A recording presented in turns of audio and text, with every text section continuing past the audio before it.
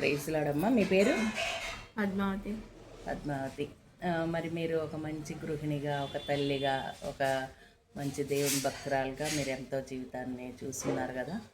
మరి క్రైస్తవ సమాజానికి మీరు ఇచ్చే సలహాలు, సూచనలు ఏమున్నాయి చెప్పండి.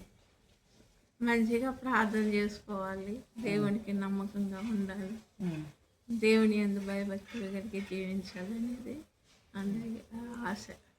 ఓకే. దేవుడు మరి మీరు ఇంత ప్రార్థన పరులు ఉన్నారు కదా, మీ జీవితంలో దేవుడు ఏమన్నా అద్భుతాలు చేశారా? అసలు దేవుడిని మనం ఎలా చూడాలి? అవును, చాలా అద్భుతాలు చూసాము.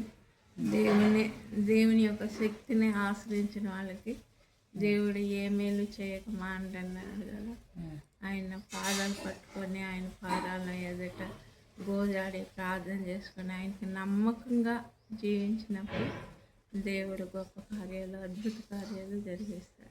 నేటి క్రైస్తవ సమాజానికి కానీ, లేకపోతే మీ బిడ్డలకు కానీ, మా లాంటి వాళ్ళకి కానీ సేవ చేయాలనుకునే వారికి మీరు ఎలాంటి సలహాలు, సూచనలు ఇస్తారు?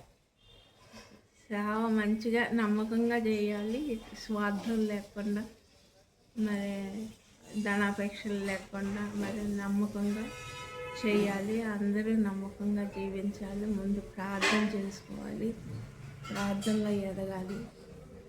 దేవుల్లో నిలబడాలంటే ఆషామాషమైనది కాదు. సాతాను శక్తులను ఎదిరించటం, వాళ్ళ శక్తివంతులుగా ఉండాలంటే మెయిన్ ప్రార్థన. ప్రైజ్లాడమ్మా. మీకు దేవుడు చక్కటి ఆరోగ్యాన్ని ఇచ్చి మిమ్మల్ని ఇంకా బహుబలంగా వాడుకొనుగాక. ఆమేన్.